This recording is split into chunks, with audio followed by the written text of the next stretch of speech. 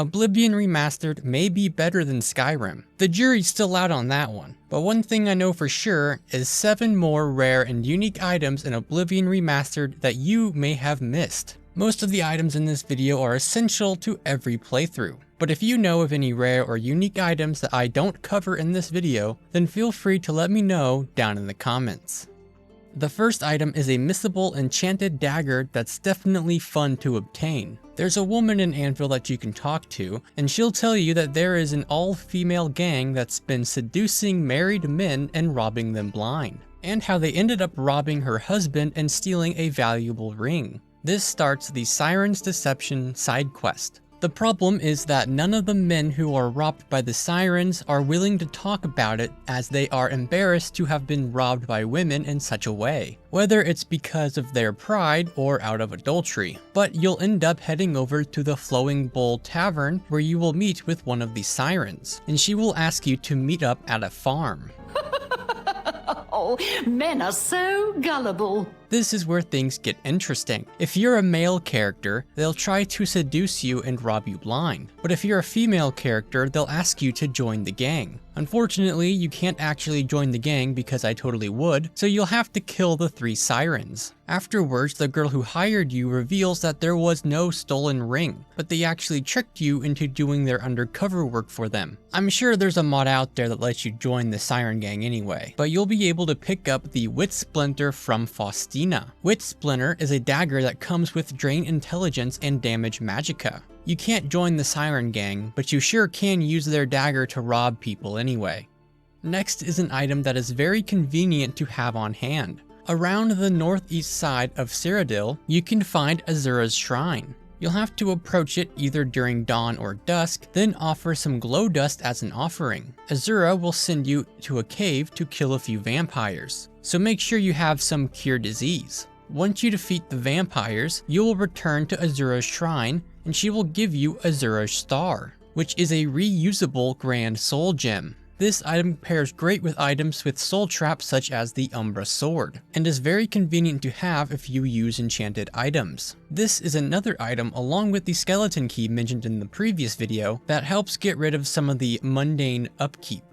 The next item is easily one of my favorite swords in the entire game. Down by the Anvil docks, you can find an elf named Varule, and she will desperately plead for you to help her retrieve her crystal ball from her ship. The only problem is that the ship is haunted and full of ghosts. Agreeing to help her out, she will have a panic response as she just assumed you will say no. Of course you can't. Nobody ever wants to help. Wait, did you actually say you'd help me? Don't let this freak you out, as the quest is actually really easy. You'll just want to make your way through the ship, kill a few ghosts, and retrieve the crystal ball from the cargo hold. And once you return to the elf, she will give you a unique sword called Red Wave. Red Wave is not just the result of the 2024 general elections, but also an enchanted cutlass that can drain health on strike. This is easily my favorite sword, as not only is it enchanted, but it's a cutlass. I absolutely love cutlasses, and to my knowledge, this is the only unique enchanted cutlass in the entire game, which makes it even more special.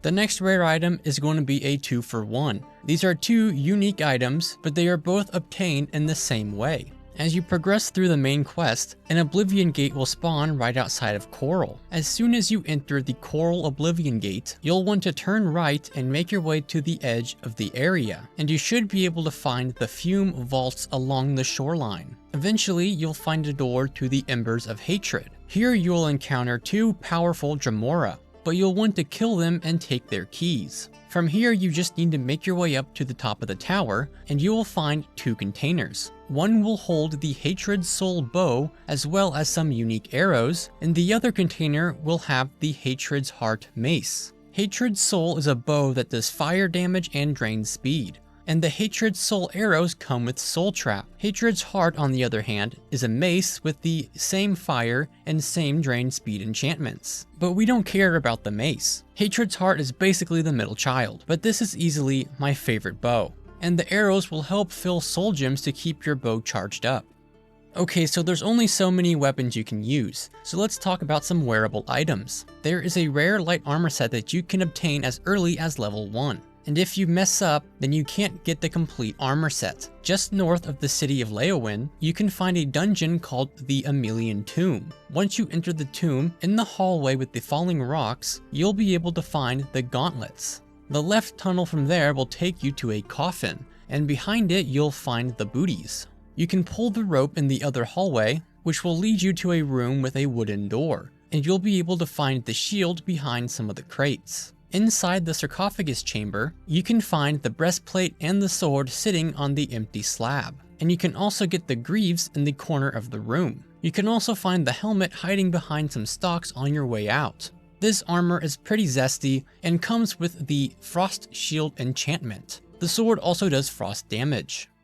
There is a very overpowered ring in Oblivion Remastered, but it's locked behind a hidden scavenger hunt. When visiting the city of Bruma, you'll eventually be approached by a guy who claims the Countess of Bruma is looking for you. This starts the side quest Lifting the Veil. Once you head over to the Bruma castle, you'll realize that this is not a prank. The Countess wants you to find the Draconian Madstone, so you'll need to make your way over to the Dragonclaw Rock, then head up the mountain to the Serpent's Trail. You should eventually find yourself inside the Pale Pass. You'll want to follow the main road until you find the Frozen Pond, and inside the Frozen Barrel, you should find the Rusty Key. If you head west of the castle and make your way inside the ruins, you can find the Rusty Chest along with the Old Key. Then run back down the path until you see this big rock, and behind the rock you can find the Old Chest, along with the Forgotten Key. Finally, you'll want to go back to the entrance, but run up the hill behind you, and you should find the Forgotten Chest, which will contain the Circlet of Omnipotence. Now, despite what the name implies, this is not a circlet, but rather an enchanted ring that gives you 3 points to all of your attributes.